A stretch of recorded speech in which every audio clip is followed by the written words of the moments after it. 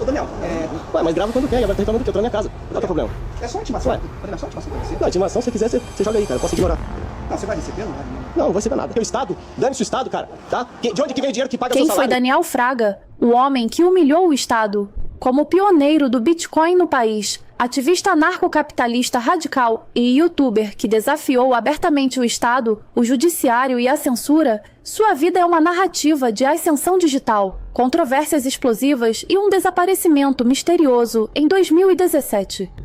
E então a história de Daniel Fraga, crescendo em um ambiente militar ditatorial dos anos 1970 e 1980 no Brasil, viveu uma infância marcada por instabilidade política e econômica, como a hiperinflação, corrupção escancarada e transição para a democracia. Fraga já criticava retroativamente o estatismo da época, como o controle dos preços e a inflação galopante que afetavam famílias, como a sua. Seu pai, cujo nome não é divulgado publicamente por respeito à privacidade familiar, era médico, trabalhando no SUS ou em clínicas privadas em São Paulo. Essa profissão expôs Daniel, desde cedo, a debates éticos sobre o intervencionismo estatal na saúde, plantando as sementes de seu libertarianismo. O pai influenciou-o com leituras de economistas liberais, como Milton Friedman, que Fraga citava como o primeiro herói. Aos 10 anos, já mexia em computadores caseiros, como o TK-90X ou Apple II piratas, preparando-o para o mundo computacional. Em 1994, aos 18 anos, Fraga ingressou no curso técnico de processamento de dados em São Paulo, onde aprendeu programação básica, habilidades raras na época, que o destacaram em um Brasil ainda analógico, e estudou inglês na cultura inglesa,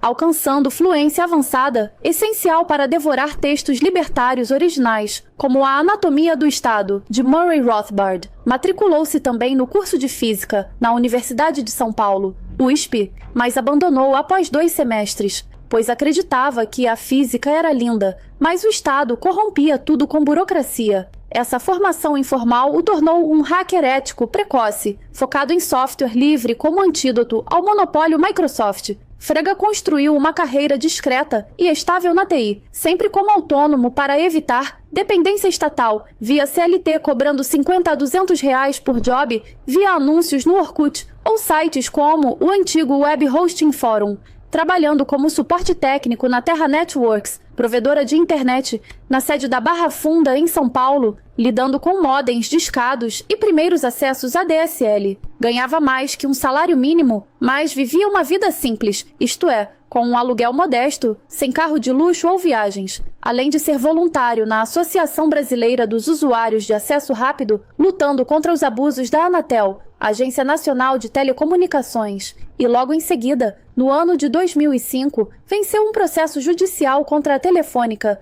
garantindo banda larga sem provedor obrigatório. Uma vitória que ele celebrou como prova de que o indivíduo vence o cartel.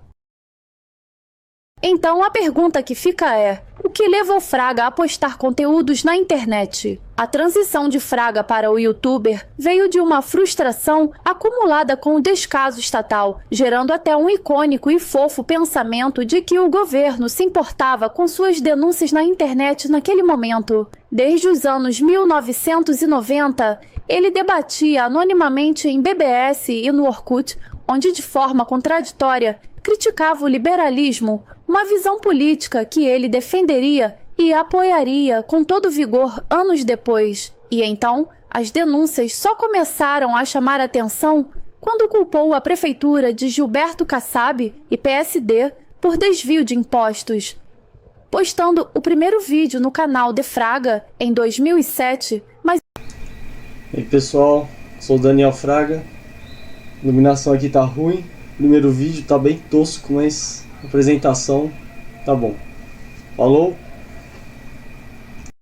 Explodiu em 2012 com o anarcocapitalismo declarado. Sou o primeiro no Brasil a dizer abolição total do Estado. Esses vídeos iniciais, curtos, sem rosto, com narração irônica, viralizaram localmente milhares de views, mas o envergonhavam. Era ingenuidade cívica achar que o Estado se importava. E no meio da política, Fraga se tornava ainda mais contraditório, apoiando inicialmente, durante as eleições de 2010, Marina Silva, mas criticava o PT e o Lula por socialismo disfarçado.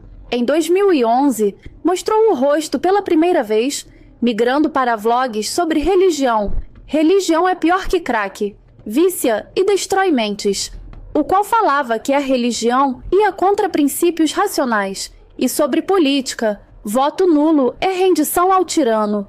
O Bitcoin foi o catalisador. Em 2012, postou: Bitcoin é melhor que o dólar, quando valia $12.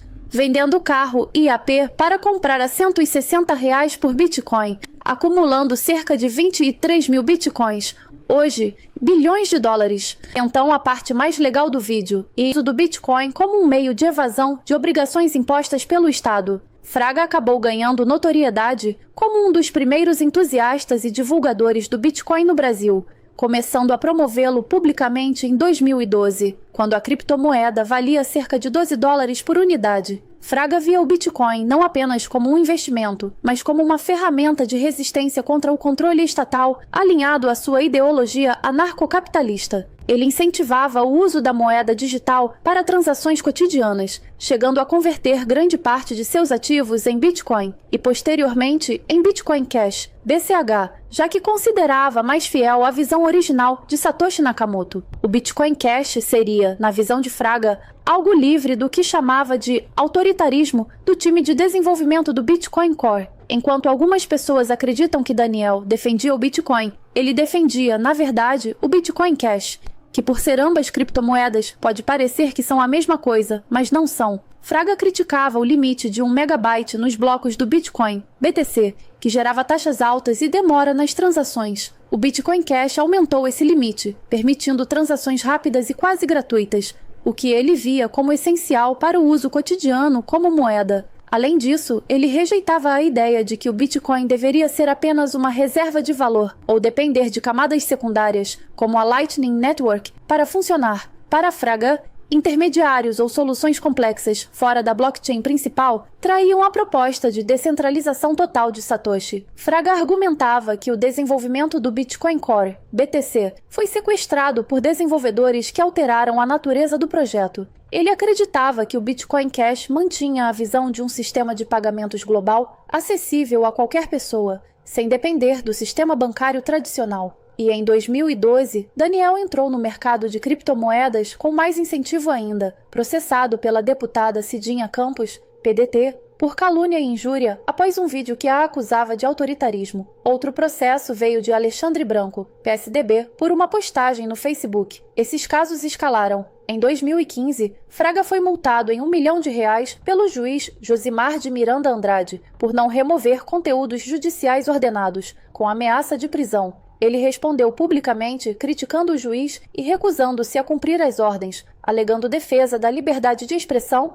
Um dos episódios mais notórios ocorreu em 2015, com o vídeo Receita Federal ensina a roubar, onde usou imagens de auditores fiscais e os chamou de os piores bandidos. Isso gerou uma ação na 7ª Vara Civil de Brasília, movida por auditores e advogados, resultando em uma execução de sentença. Fraga foi considerado réu por calúnia e injúria, mas as autoridades não conseguiram penhorar bens, pois ele havia convertido tudo em Bitcoin, uma moeda impenhorável e inconfiscável na prática, devido à sua natureza descentralizada e anônima. Em 2017, ele usou essa característica para evadir uma tentativa de extorsão judicial. Um juiz exigiu o pagamento de multas, mas Fraga transferiu seus fundos para carteiras de Bitcoin, explorando a falta de regulamentação no Brasil na época, o que o tornou invisível financeiramente para o Estado. A Justiça Federal de São Paulo o proibiu de deixar o país em 2018, bloqueando o passaporte, título de eleitor e CNH, mas falhou em localizá-lo. Endereços em São Paulo e Ribeirão Preto foram investigados, mas ele havia se mudado e nenhuma penhora foi bem sucedida.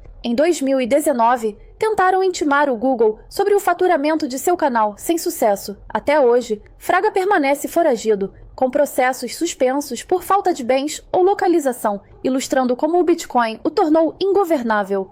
Esse caso destaca o Bitcoin como uma ferramenta de resistência. Fraga não só evadiu multas, estimadas em milhões, mas demonstrou na prática a tese libertária de que criptomoedas podem desafiar o monopólio estatal sobre o dinheiro. No entanto, críticos veem isso como evasão fiscal e desrespeito à lei, enquanto apoiadores o celebram como um herói. Há indícios de que ele está vivo, como movimentações em carteiras de Bitcoin em 2020 e atualizações em seu canal em 2021, possivelmente em Portugal, mas sem confirmação oficial.